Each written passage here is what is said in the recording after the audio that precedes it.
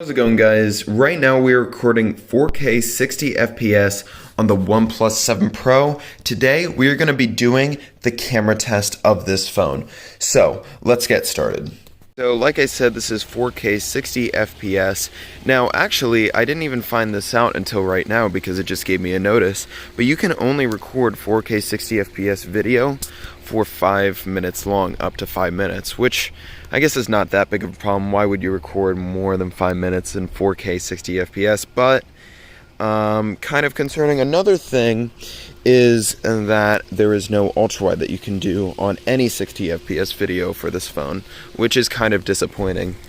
But you can zoom in, but I do not believe that it actually uses the telephoto lens when it does this, at least on 60 FPS. Now on 30 FPS, yes, it does use the telephoto lens, but yeah, I think it just uses the main camera. But I will say it is very clear, it's very bright, and there's a lot of detail because of this 48 megapixel main camera. 4K 60 FPS is very well. Let's try to focus on something here. Try to focus on these flowers. We're in very extreme lighting, so let's go in a little bit here. That looks great. Looks fantastic, actually. Definitely this camera will do the job. I'm telling you that already. Especially for the price point. This is that. But yeah, it looks fantastic. Let's zoom on something else. Or focus on something else. Here we go. And you can see it has quick autofocus. Very quick autofocus. There you go. Looks great. A little bit of more extreme lighting. Tones down the exposure a lot, which is good. It does darken the shadows a little bit too much, but especially you can see like right there, you can't really see anything in the video, but yeah, it's not that dark. You can clearly see it with your eyes where the shadow line, past the shadow line area. Now you can see. But yeah, this looks great. Now let's go to 4K 30 FPS video. Now this, I am on the main camera right now, but we're gonna switch over to the ultra-wide camera right now. This is 4K 30 FPS on the ultra-wide camera. It looks good, not amazing. I will say the colors, very good. The detail, not so much. However, it does have autofocus, so it does still look pretty good when you go up close to things. You go a little bit farther away, you can definitely see it's not amazing. Stabilization, not great, but it's not terrible either. Try to look at these flowers here. Looks pretty good, honestly. Not much to complain about. It is still 16 megapixels, so there's not like a terrible, there's like not too little amount of detail. There's not like that much either. It's kind of just in the middle.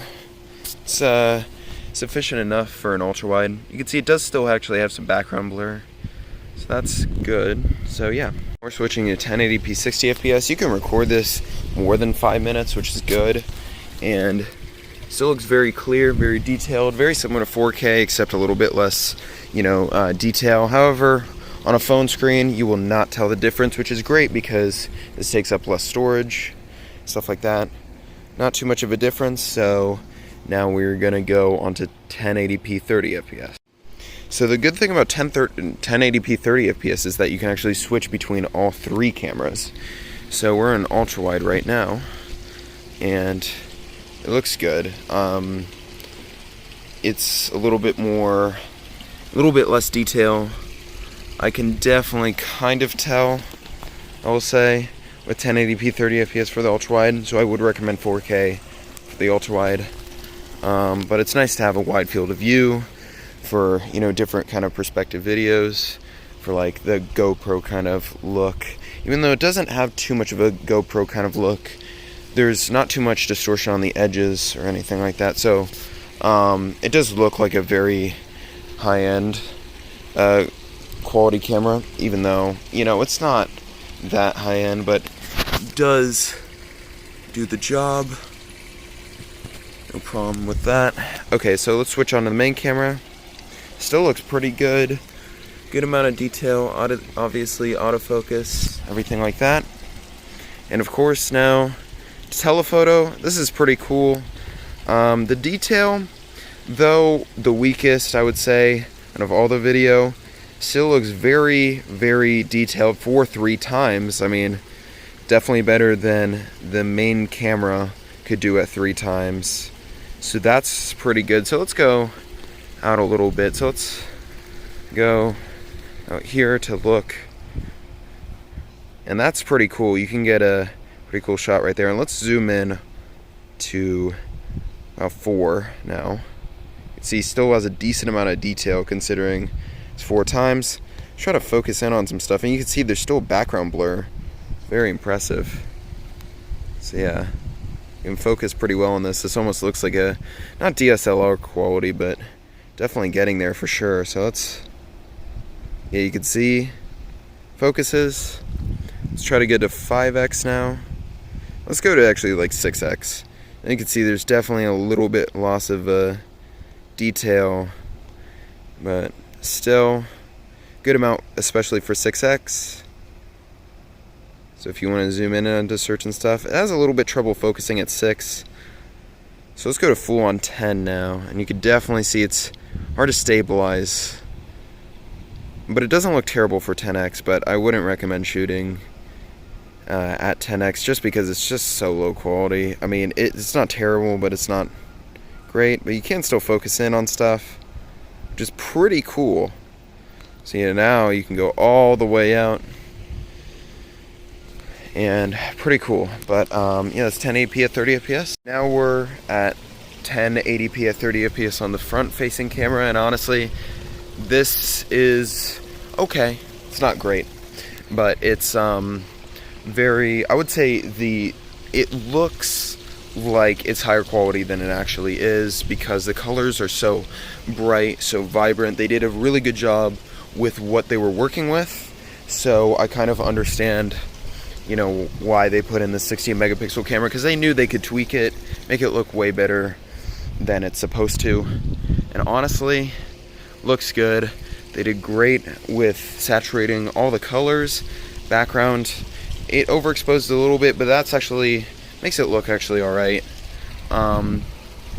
And when you go into the shadows, it does exposure shadows perfectly for a front-facing camera. Only limiting factor is sometimes the detail. You can definitely tell there's no autofocus, so there's no background blur or anything like that. And also, it's only 1080p 30 fps, which isn't great, but stabilization is pretty good, honestly. And it's a little bit too close of a camera. Like, I need to actually extend my arm out a lot, which is a little bit annoying. Which, by the way, I believe they actually did fix that in later models, so good job OnePlus for that. Even though OnePlus definitely fell off a little bit. But let's not talk about that. Here, let's just not even show my face with this.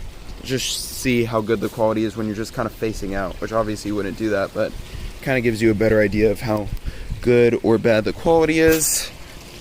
But overall, looks good enough, and does have auto exposure. See, it changes the exposure decent amount, especially when you go out to here. And there's not much else to say about this front-facing camera. It's fine. It's not great, but they did the best with what they got. There is one more option that I do want to show. That's super stable mode. And I'm going to just say this right off the bat, even though it does make it very, very, very stable, you do lose so much in quality that it's really not worth it, because I do believe this does use the ultra-wide camera and then zooms in, which the ultra-wide camera already doesn't have that much detail, but now you can more clearly see that. And it really is, yeah, it's really hard to focus on stuff for some reason. I mean, I kind of understand why, but still, I think they fix it a little bit more, but I guess not. And you can see, yeah, it doesn't even stay at 30 FPS all the time. But I will say it is very stable. It's one thing that I will say about that.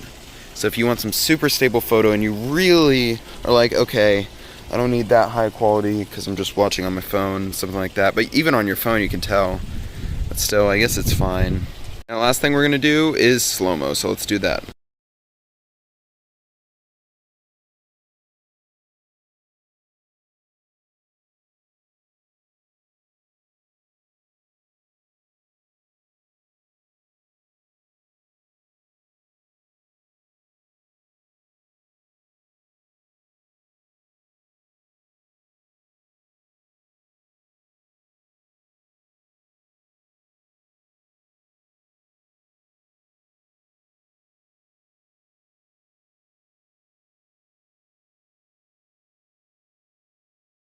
Anyways, guys, that's about it for this video. Hopefully you guys enjoyed. And yeah, thank you guys so much for watching, and that's basically it. And if you're thinking about buying the OnePlus 7 Pro because you're like, oh, it has a good camera, what I will say is that it does have a good camera, but it does not have a great camera, and there's a few limitations, but I would recommend this phone. Don't focus on the camera too much because there's a lot of other good redeeming qualities of this, and even though it's not one of its strong points, it's not one of its bad points either. It's okay. It's good. So, yeah.